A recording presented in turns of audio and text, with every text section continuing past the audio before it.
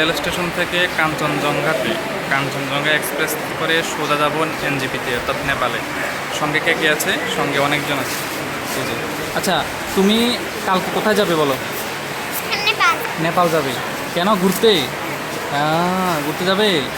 আচ্ছা আচ্ছা আচ্ছা। আর সঙ্গে কে আছে? যেহেতু রেলের টিকিটটা আগে বুকিং করা ছিল সেহেতু কোনো অসুবিধা নেই। আমরা স্টেশনে এসে শুধু রেলের জন্য অপেক্ষা করছিলাম এবং বলতে বলতে রেলটা চলে এসেছে স্টেশনে। প্রায় 5 দিনের সফর শুরু।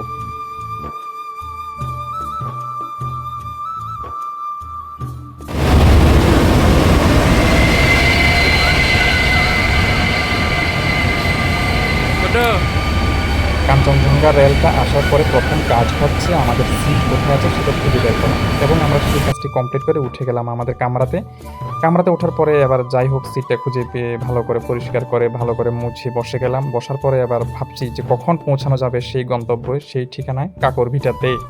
কিন্তু তার মধ্যে একটা কথা হচ্ছে যে সেটা হচ্ছে আমাদের খুবই ভালো লাগছে, আজকে একটা সফরে যাচ্ছি, খুব আনন্দ লাগছে। সঙ্গে আমার বড় ভাই রয়েছেন দেবব্রত, ভালো লাগছে। আর দেবব্রতর পাশে যে ভদ্র মহিলাটি বসে আছেন উনি কিন্তু আবার আমার ছেলেকে আবার 100 টাকাও দিয়েছে টিফিন করার জন্য। ট্রেন সফরের আসলে একটা আলাদা মজাই আছে, কারণ একটা লম্বা জার্নি, অনেক মানুষের সঙ্গে দেখা হয়, অনেক স্টেশনে নামতে হয়, মানে দেখার জন্য দৃশ্যগুলি খুব ভালো লাগে। ট্রেনের জানালার দিকে খুব সুন্দর করে প্রাকৃতিক পরিবেশটা দেখা যায়। আবার আমার ছেলে মাঝে আবদার করলো দই খাবে, তো তাকে একটু দই দিলাম, সে দুইটা খাচ্ছে আর একটু মিষ্টি মিষ্টি হাসছে। আর আমিও কি করলাম, সেই সুন্দর মুহূর্তটা ক্যামেরাবন্দি করে নিলাম। আসলে আমরা স্লিপারের টিকিটটা কেটেছিলাম, তো সেহেতু স্লিপারে কিন্তু প্রচুর পরিমাণে মানুষ ব্যবসার জন্য, অর্থাৎ হকার যারা, তারা বিভিন্নভাবে তারা বিভিন্ন বাদাম বা ঠান্ডা জাতীয় বা খেলনা বা কোনো কিছু বা কসমেটিক্স অনেক কিছু কিন্তু বিক্রির জন্য নিয়ে আসে।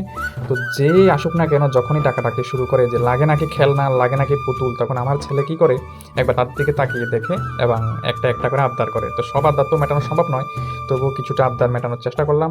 এবার আমরা সোজা চলে গেলাম এনজিপিতে। অর্থাৎ এনজিপি আসার পরে দাদা কি করছে, আবার মিষ্টি মিষ্টি করে মুচকি হাসি দিয়ে বৌদির সঙ্গে কথা বলছে। যেহেতু বৌদিকে নিয়ে যায়নি, তো একটু মন খারাপ আছে বৌদির, তো নিয়ে আসলে হয়তো ভালো হতো, পরে হয়তো আফসোস করেছে। আর আমি এসেছিলাম আমার বিশেষ একটা কাজে, আমার চোখের ট্রিটমেন্ট করাতে। তো আমরা নিউ জলপাইগুড়ি নেমে সোজা একটা হোটেলে গিয়ে টিফিনটা করলাম। টিফিনটা খেয়ে উঠে গেলাম টমটমে। এবার চলে যাচ্ছি বর্ডারের কাছে, অর্থাৎ আমরা এখনও যদিও আমরা ইন্ডিয়াতেই রয়েছি, নিউ জলপাইগুড়িতেই রয়েছি, তো ঠিক নেপাল বর্ডারের কাছাকাছি যাচ্ছি একটা টমটমে করে। তো টমটমে যেতে যেতে কিছুটা সুন্দর মুহূর্ত বা বাজারের কিছুটা সুন্দর দৃশ্য ক্যাপচার করে নিলাম। আর ফল দোকানের সামনে দিয়ে গেলাম, আর চারদিকে শুধু দেখছি, যেহেতু নতুন মানুষ, নতুন জায়গা, নতুন ঠিকানা।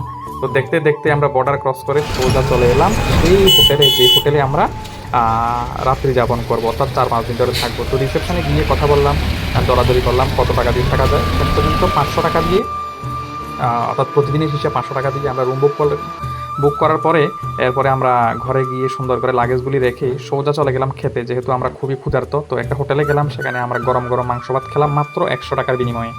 যদিও এটা সবখানে সম্ভব নয়, 100 টাকা দিয়ে গরম গরম মাংস ভাত সবখানে সম্ভব নয়, কিন্তু খাওয়া দাওয়া কমপ্লিট করে সোজা চলে গেলাম হচ্ছে আমাদের হাসপাতালে গিয়ে ডাক্তারের সঙ্গে দেখা করলাম, কি করতে হবে না করতে হবে। যেহেতু চোখের সার্জারি হবে, পিআরকে সার্জারি, তো কী কী ক্রাইটেরিয়া রয়েছে সে বিষয়ে বিস্তারিত আলোচনা সেরে নিলাম। আলোচনা সেরে নিয়ে তারপর খাওয়া দাওয়া কমপ্লিট করে আমরা সোজা চলে গেলাম যে হোটেল রয়েছে সেখানে, সেই হোটেলের ক্যান্টিনে চলে গেলাম, চা খেলাম।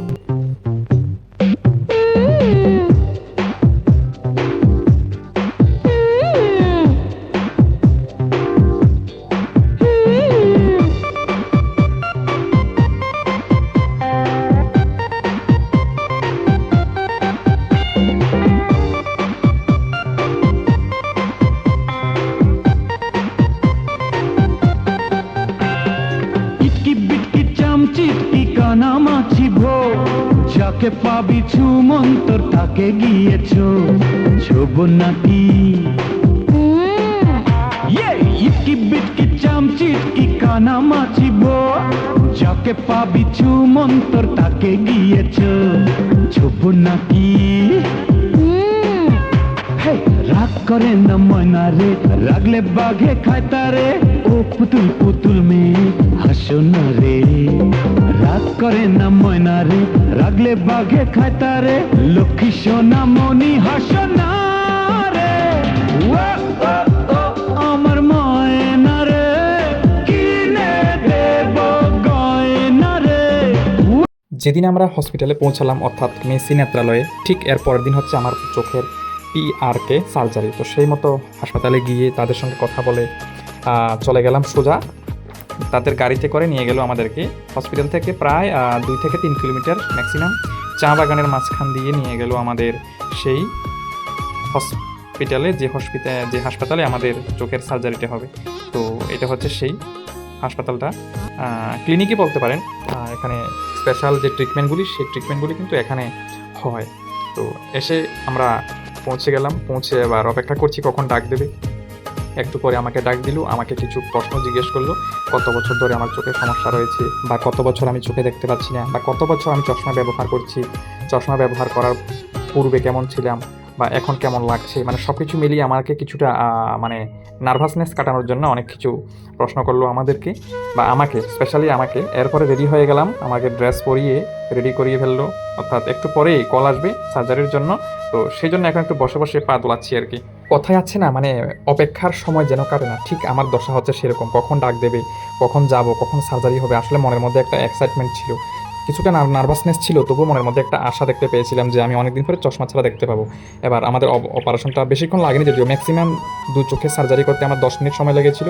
তো সার্জারির পরে আমাকে নিয়ে এসে একটা বেডের মধ্যে শুইয়ে দিল। তো আমি এখন শুয়ে আছি, আর আমার ছেলে মাঝে মাঝে আমার কাছে আসছে, আবদার করছে যে বাবা এটা কী ড্রেস পরেছে, চোখে কালো চশমা কেন, নানা ধরনের প্রশ্ন শুধু আমাকে জিজ্ঞেস করছে। এটা ঠিক নেপালে যে অনেক চোখের চিকিৎসা উন্নত এবং খরচটা অনেক কম পড়ে, সেটা আমি আসলে আসার পরে বুঝতে পেরেছি। শুধু ত্রিপুরা নয়, বিভিন্ন জায়গা থেকে কিন্তু নেপালে মানুষ আসে কিন্তু ট্রিটমেন্টের জন্য।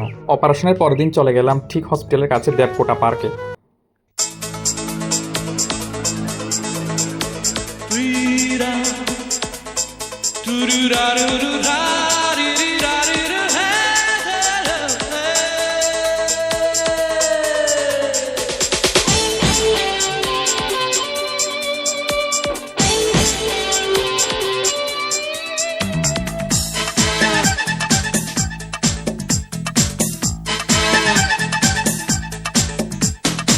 আজ মনে ফেরারি ফিরবো না বাড়ি, দুটি মনে হারাবে অজানাতে, পৃথিবীর সীমানা শেষ করে জানি